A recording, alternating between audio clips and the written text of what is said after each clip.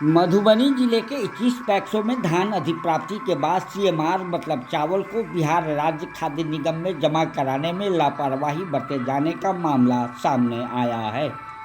यह मामला जिला पदाधिकारी के बैठक में तब आया जब इससे संबंधित समीक्षा बैठक चल रही थी। इन 21 पैक्सों में बेनीपट्टी प्रखंड के मुरैठ व परसौना समेत 2 पैक्स भी शामिल हैं, जिसको लेकर इन दोनों पैक्सों में बेनीपट्टी की एसडीएम मनीषा ने डीएम के निर्देश के आलोक में बुधवार को जांच की। इस दौरान एसडीएम के द्वारा किसानों से किए गए धान अधिप्राप्ति की मात्रा, पैक्सों द्वारा चावल मिल को उपलब्ध कराए गए धान की मात्रा, राइस मिल से प्राप्त सीएमआर की मात्रा और राइस मिल को धान भेजने के बाद गोदाम में शेष बचे धान की मात्रा सहित अन्य बिंदुओं पर विस्तार से जांच की गई।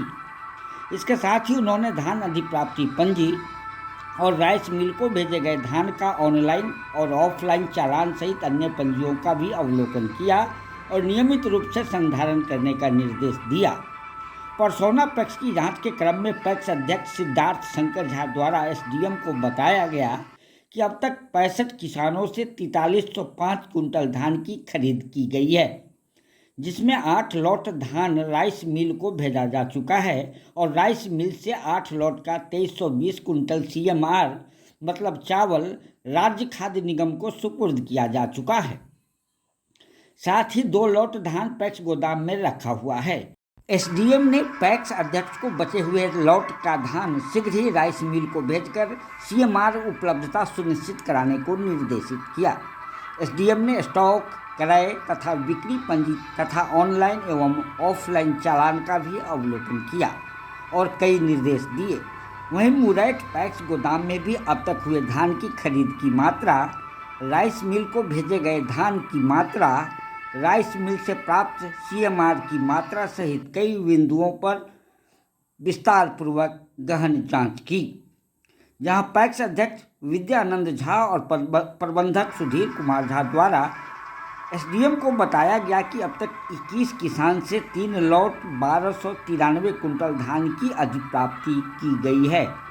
जहां 1 लॉट धान राइस मिल को भेजा गया तो वहां से 1 लॉट धान का 290 कुंटल चावल राज्य खाद्य निगम को सुपुर्द कराया जा चुका है।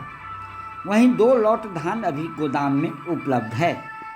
बता दें कि गोदाम में शेष बचे करीब 1000 बैग धान रहना चाहिए था, लेकिन जांच में गिनती के दौरान धान कम पाया गया। बताते चलें कि पैक्स और व्यापार मंडलों द्वारा निबंधित किसानों से अधिप्राप्त धान के समानुपातिक सीएमआर की आपूर्ति राज्य खाद्य निगम मधुबनी को निर्धारित अवधि के अंदर की जानी है। डीएम के समीक्षा में पाया गया था कि विभिन्न पैक्सों के पास सीएमआर बकाया रहने के बावजूद भी उसकी आपूर्ति राज्य खाद्य निगम को किए जाने में अनावश्यक रूप से विलंब किया जा रहा था एवं सीएमआर आपूर्ति कराने में अभिरुचि नहीं लिया जा रहा था। ऐसे 21 पैक्सों की जांच और सत्यापन का निर्देश जिलाधिकारी द्वारा दिया गया था, जिसमें ये दोनों पैक्स भी शामिल थे। इस समीक्षा बैठक के बाद डीएम द्वारा जारी निर्देश के आलोक में एसडीएम ने दोनों पैक्सों की जांच की। इस बाबत एसडीएम ने बताया कि जांच के दौरान कुछ खामियां मिली हैं। जांच प्रतिवेदन डीएम को भेजा जाएगा।